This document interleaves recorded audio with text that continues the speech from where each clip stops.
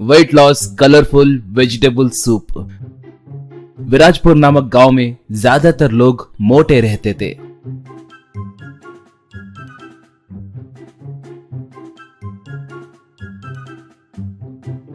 उसी गांव में मिन्नू नाम का एक व्यक्ति हुआ करता था।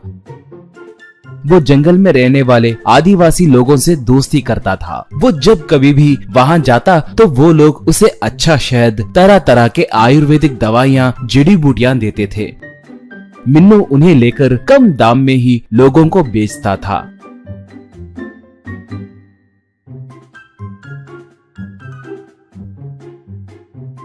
उस गांव में प्रभु नाम का एक भुक्कड़ आदमी हुआ करता था। एक बार जंगल से आ रहे मिन्नू को देखकर प्रभु, क्यों रे मिन्नू, क्या हरदम आयुर्वेदिक जड़ी बूटियां लाते रहते हो? पक्षी का मांस, हिरन का मांस ला सकते हो ना? आदिवासियों से तुम्हारी अच्छी दोस्ती है ना, एक बार लाओ यार, खाऊंगा। कहा। मिन्नू तब, तू कैसे दिखता है? कभी आईने में देखा क्या? तुम्हें काट के पकाए तो 10 गांव को खिला सकते हैं। तुम्हें जंगली जानवर चाहिए। ये बात अगर उन आदिवासियों को पता चला तो तुम्हें पेड़ से लटका देंगे, जानते हो? कहा तो प्रभु वहाँ से गुस्से से चला गया। बाद में मिन्नू के पास बहुत से लोग आकर मोटापा कम करने के लिए दवाई पूछने लगे। तब मिन्नू जाकर आदिवासियों के सरदार से दवाई पूछा। तब आदिवासियों का सरदार थोड़े सब्जियों से एक रंगीन जूस तैयार करके उसे मिन्नू को दिखाया। बाद में मिन्नू गांव को आया और उन सब्जियों से सबके सामने जूस बनाकर देने लगा।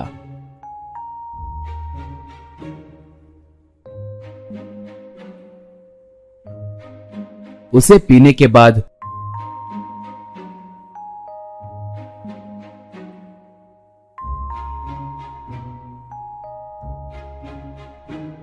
धीरे धीरे से लोग थोड़ा थोड़ा करके वजन कम होने लगे। ये देखकर वो मिन्नू की तारीफ करने लगे। इससे प्रभु को गुस्सा आकर वो भी ड्रिंक को खरीदने के लिए आना शुरू किया।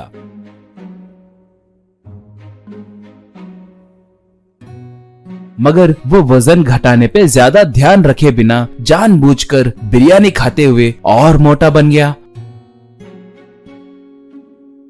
एक बार जब मिन्नू जूस देने लगा तब प्रभु आकर, देखे, ये मिन्नू सबको धोखा दे रहा है। इसने मुझे जूस दिया, फिर भी मैं पतला नहीं हुआ। कोई भी उससे जूस मत खरीदिए। कहा। तब सरला नाम की एक महिला, देखो प्रभु, ये जूस पी के डाइट मेंटेन करना है, भूख को कंट्रोल करना है, तभी वजन घटेगा। वैसे मैं तुम्हें आए दिन उस बिरयानी होटल के पास देख रही हूँ, खूब खा रहे हो, बोली। मिन्नू तब, दीदी आप टेंशन मत लो, हमारे प्रभु का वजन घटाने की जिम्मेदारी मेरी है, तब तक मैं जूस नहीं बेचूंगा, कहकर उस जूस को बेचना बंद कर दिया।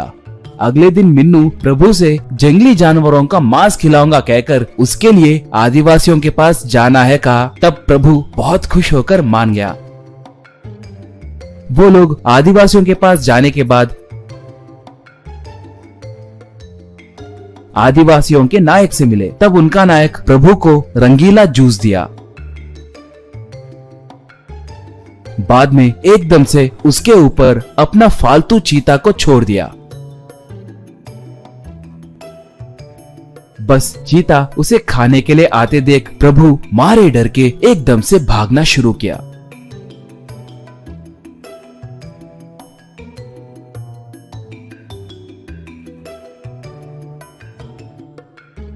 ऐसे भागते भागते थोड़ी देर के बाद नीचे गिर गया।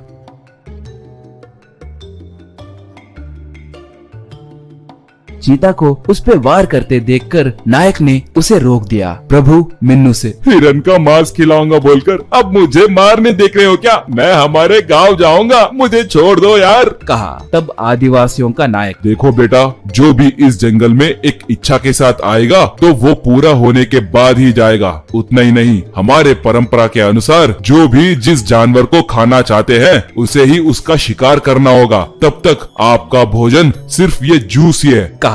अब प्रभु कुछ कर नहीं पाया।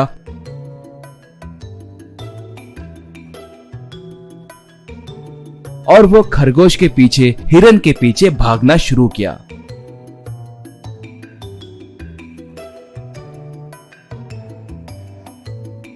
अगर वो थक जाता तो नायक उसके ऊपर चीता को छोड़ता था। बस प्रभु बिना रुके भागता था। ऐसे 20 दिन बीतने के बाद प्रभु पतला बन गया।